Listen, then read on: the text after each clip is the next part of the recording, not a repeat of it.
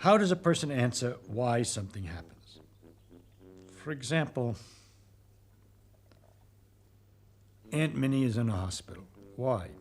Because she went out and she slipped on the ice and broke her hip. That satisfies people.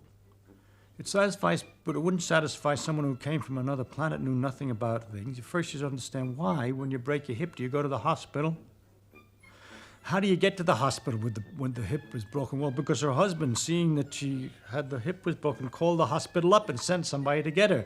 All that is understood by people. Now, when you explain a why, you have to be in some framework that you allow something to be true. Otherwise, you're perpetually asking why. Why did the husband call up the hospital? Because husband is interested in his wife's welfare. Not always. Some husbands aren't interested in their wife's welfare when they're drunk and they're angry. And so you begin to get a very interesting understanding of the world and all its complications. In order if you try to follow anything up, you go deeper and deeper in various directions. For example, you could go, why did she slip on the ice? Well, ice is slippery. Everybody knows that, no problem. But you ask, why is ice slippery? That's kind of curious. Ice is extremely slippery. It's very interesting. You say, how does it work? You could either say, I'm satisfied that you've answered me, ice is slippery, that explains it. Or you could go on and say, why is ice slippery? And then you're involved with something, because there aren't many things as slippery as ice. It's very hard to get. Greasy stuff, but that's sort of wet and slimy.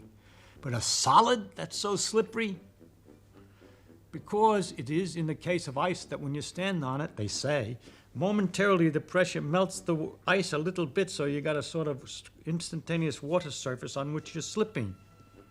Why on ice and not on other things? Because ice expands water expands when it freezes, so the pressure tries to undo the expansion and melts it.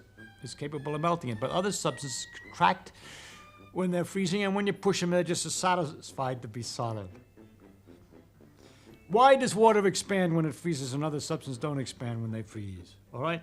I'm not answering your question, but I'm telling you how difficult the why question is. You have to know what it is that you're permitted to understand and allow to be understood and known, and what it is you're not.